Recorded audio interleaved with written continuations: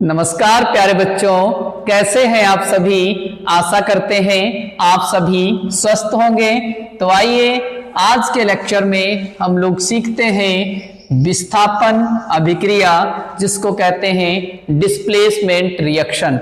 इससे पहले हम लोगों ने संयोजन अभिक्रिया को पढ़ा और वियोजन अभिक्रिया को पढ़ा, और ये तीसरे नंबर पर है जिसको हम लोग विस्थापन या डिस्प्लेसमेंट के नाम से जानते हैं। तो आइए डिस्प्लेसमेंट रिएक्शन,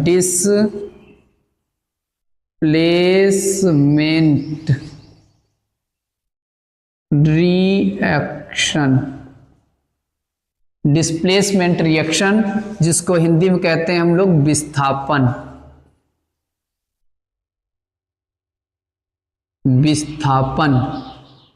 अभिक्रिया।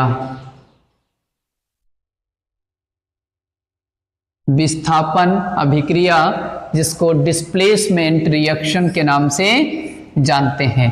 प्यारे बच्चों, इस रासायनिक अभिक्रिया में अधिक सक्रिय धातु कम सक्रिय धातु को उसके जलीय विलयन से विस्थापित कर देती है। और ये हमें पता कैसे चलता है कौन सी धातु अधिक सक्रिय है और कौन सी धातु कम सक्रिय है। तो आप चैप्टर पढ़ेंगे जिसका नाम है मेटल एंड नॉन मेटल।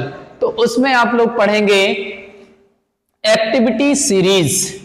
जो रिएक्टिविटी सीरीज है उसमें आप देखेंगे जो सक्रियता श्रेणी है उसमें जो सक्रिय धातुएं हैं उनको हाइड्रोजन गैस से ऊपर रखा जाएगा, और जो कम सक्रिय धातुएं हैं उन्हें हाइड्रोजन गैस से नीचे रखा जाएगा।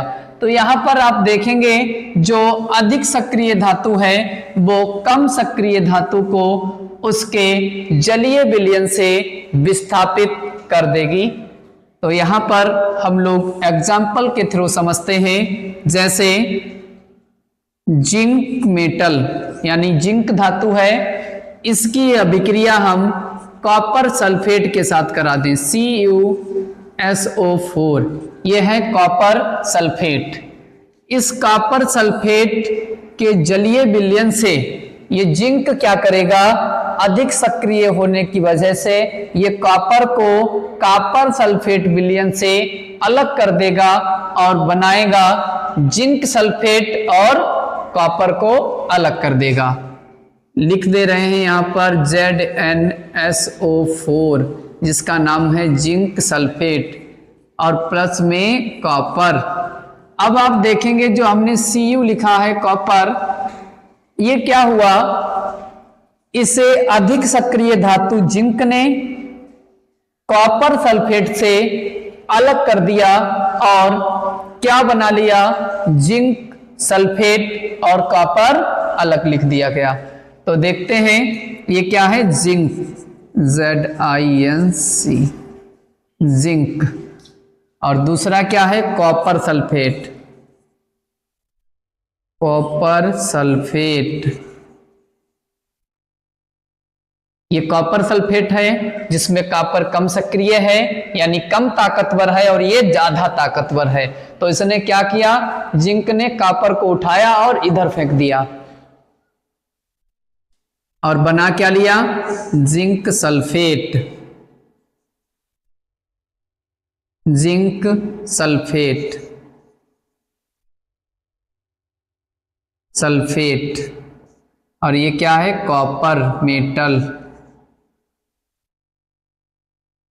कॉपर। प्यारे बच्चों, इस रासायनिक अभिक्रिया में आपने देखा कि अधिक सक्रिय धातु ने कम सक्रिय धातु को उसके जलीय विलयन से अलग किया है, और इसको चेक करते हैं कि ये संतुलित है या नहीं। जिंक हमारे पास एक है, यहां भी जिंक एक है, कॉपर यहां पर एक है, इधर भी कॉपर एक है, सल्फर यहां एक है, यहां भी एक है, ऑक्सीजन 4 यहां है, यहां भी ऑक्सीजन 4 है।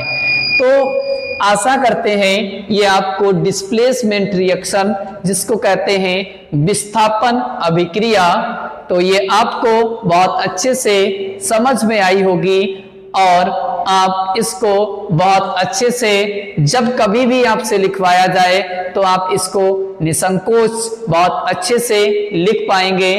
तो मिलते हैं अगली क्लास में। धन्यवाद।